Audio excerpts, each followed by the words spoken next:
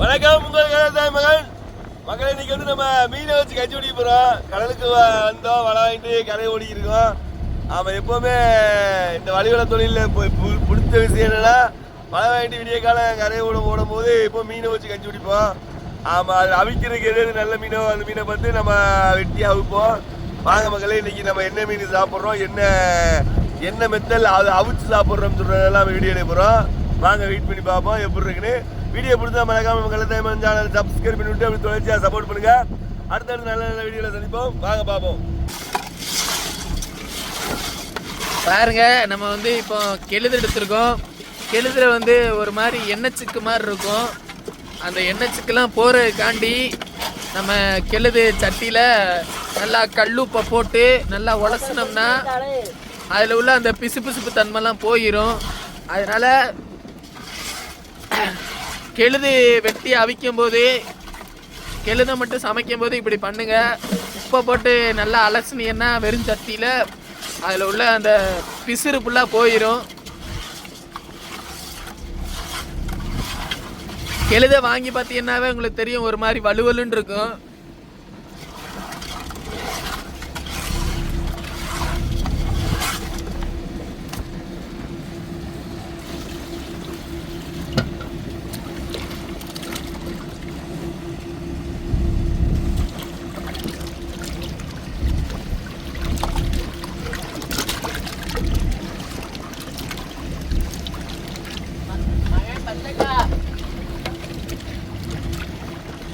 சமையல் மாஸ்டர் இவர் தான், பார்த்துக்கோங்க. இப்போ நம்ம இந்த கெளுதை எப்படி போட்டு அவிக்கிறோம் தான் பார்க்க போகிறோம். இதே மாதிரி நீங்கள் வீட்டில் அவிச்சு சாப்பிட்டு பாருங்க, நல்லாயிருக்கும். பாருங்க, தண்ணியில் ஒரு மாதிரி அழுக்கு தண்ணி மாதிரி இருக்கு பாருங்க, அதான் கெளுதில் உள்ள பிசுறு. இப்போ வந்து கெளுது நல்லா வலுவலுன்னு இருக்காமல் கொஞ்சம் கிரிப்பாக இருக்கும்.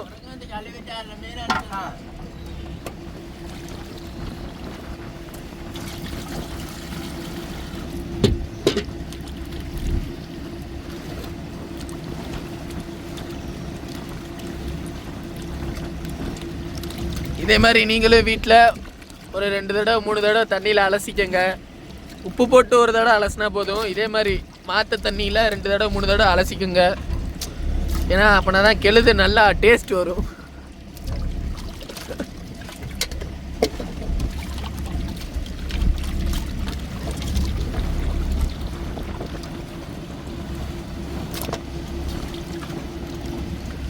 பாருங்க, இப்போ மீனை அலசி எடுத்தாச்சு.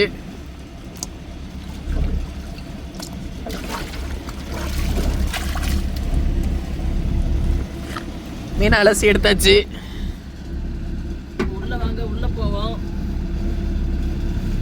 இப்போ நம்ம வந்து இந்த மீனை எப்படி அவிக்கிறோன்னு பார்க்க போகிறோம். வாங்க ஃப்ரெண்ட்ஸ். பாருங்க ஃப்ரெண்ட்ஸ், நம்ம இப்போ வந்து ஸ்டவ்வை பற்ற வச்சு அடுப்பில் வச்சாச்சு சட்டியை.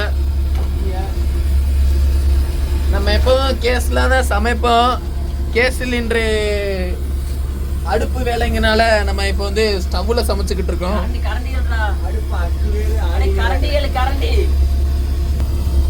பாருங்க ஃப்ரெண்ட்ஸ், ஃபர்ஸ்ட் நம்ம எண்ணெய் ஊற்றிக்கலாம். கடல் மேலே யாரும் இப்படி சமைச்சு சாப்பிட மாட்டாங்க, அவிச்சு சாப்பிட மாட்டாங்க. டக்குன்னு அவிச்சு சாப்பிடணும்னு சொல்லி யாரும் இப்படி சாப்பிட மாட்டாங்க. நம்ம வந்து இப்போ கரையை ஓடிக்கிட்டு இருக்கோம். நம்மளுக்கு வேலையெல்லாம் முடிஞ்சிருச்சு. வலை வாங்கும் போது எல்லா வேலையும் முடிச்சாச்சு. அதனால நம்ம இப்போ சமைச்சு சாப்பிட்டுக்கிட்டு இருக்கோம். ஓடும்போது இதே மாதிரி அவிச்சு குடிச்சா எப்படி இருக்குன்னு அப்படியே மனமாக இருக்கும் ஃப்ரெண்ட்ஸ், மனமாக.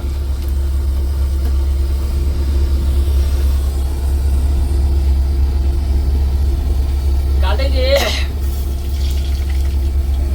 எண்ணெய் ஊற்றிக்கணும். அதுக்கப்புறம் கடுகு. ஐயோ அடே தெரிக்குதுரா. கடுகு போட்டாச்சு. அதுக்கப்புறம் நம்ம கருவேப்பிலை போட்டுக்கலாம். கருக விடுறாங்க எல்லாத்தையும். நீங்கள் கொஞ்சம் ஸ்லோவாக வச்ச வேலையை பாருங்கள்.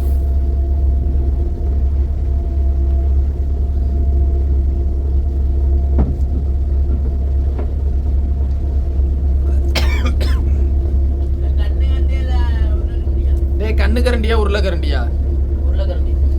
உருளைக்கரண்டி.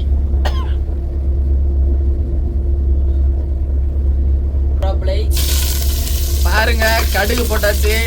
அதுக்கப்புறம் வத்தல், கருவேப்பிலை,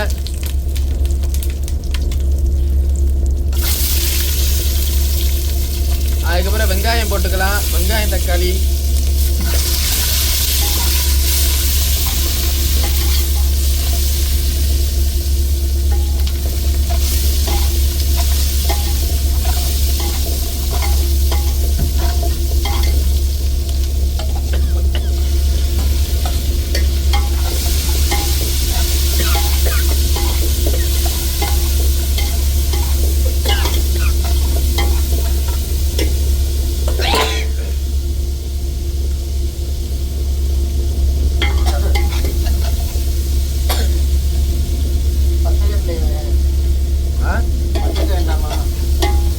வத்தல் போட்டிருக்கீங்களா? அப்புறம் இருக்குல்ல பச்சைக்காரம்.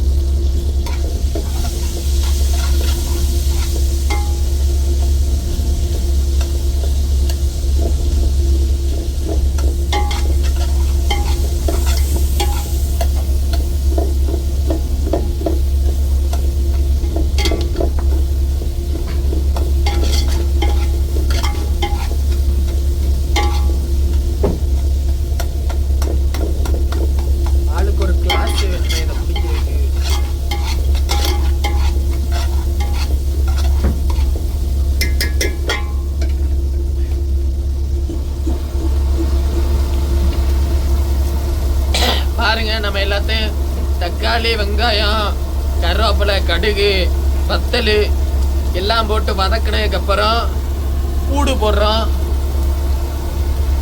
பாருங்க, இதான் நம்ம மணம்பூடு.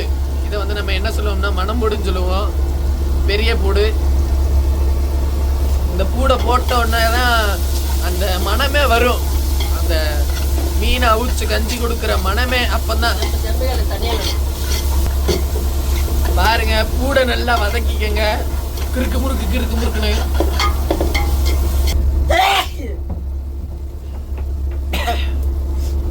பாருங்க, வத்தல் நல்லா அதோட கலந்து இதாயிருச்சு. இப்போ வந்து மஞ்சப்பொடி போட போறோம். நம்ம அவிக்கிறதுக்கு முக்கியமான பொடியே அதான் மஞ்சப்பொடி. கரம் மசாலா, மஞ்சப்பொடி. அதுக்கு முன்னாடி கரம் மசாலா பொடி போடுறான், பாத்துக்குங்க. கரம் மசாலா,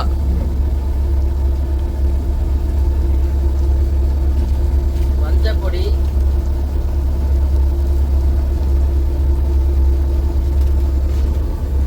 கரம் மசாலா, மஞ்சப்பொடி.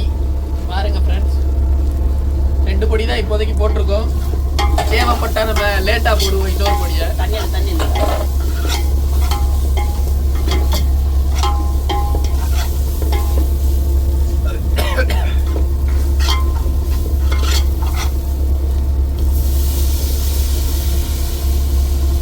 அவ்வளவுதான், மீனை வைக்கிறதுக்கு ரெடி ஆயிடுச்சு. நம்ம எல்லாத்தையும் வரட்டியாச்சு.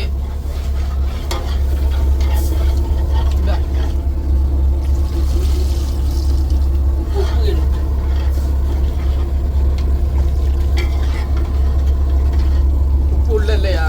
இல்ல,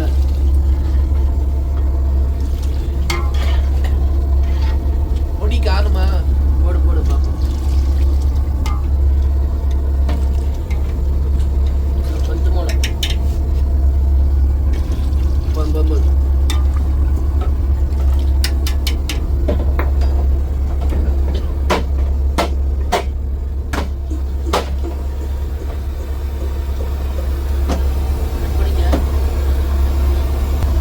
பாருங்க, இப்ப நம்ம பொடி எல்லாம் போட்டு தண்ணி எல்லாம் ஊத்தியாச்சு. அவிக்கிறதுக்கு தேவையான தண்ணியை உருவாக்கியாச்சு. உப்பு போட்டுக்கலாம்.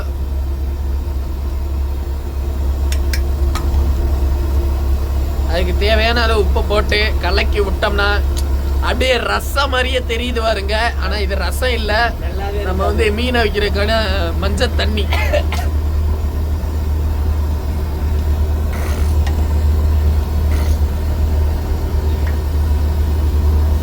நம்ம எப்பவும் மீனை வச்சோம்னா நம்ம தண்ணியை ஊற்றிட்டு அதில் மீன் அள்ளி போட்டுட்டு மஞ்சப்பொடி உப்பு மட்டும் போட்டுட்டு நம்ம சும்மா அவிஞ்சதுக்கப்புறம் நம்ம தண்ணியை கீழே கொட்டிட்டு மீனை மட்டும் சாப்பிடுவோம். இதில் வந்து எப்படின்னா நம்ம தண்ணியும் சேர்த்து குடிக்கலாம். தண்ணி தான் டேஸ்ட்டாகவே இருக்கும் மீனை விட. இன்னும் நம்ம மீனை வந்து தண்ணிக்குள்ளே இறக்கவும் பார்ப்போம். பாருங்க, நல்லா தண்ணி கொதிச்சு வந்துருச்சு. இப்போ நம்ம வந்து உள்ள மீனை இறக்கிடுவோம் சடார் குடார்னு.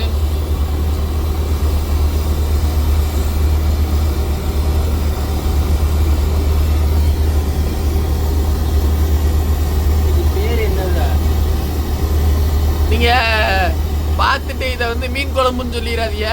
இது வந்து மஞ்சள் தண்ணி அவியல். புளிக்கரை தூக்கி விடுவேன் கரெக்டாக இருக்கு.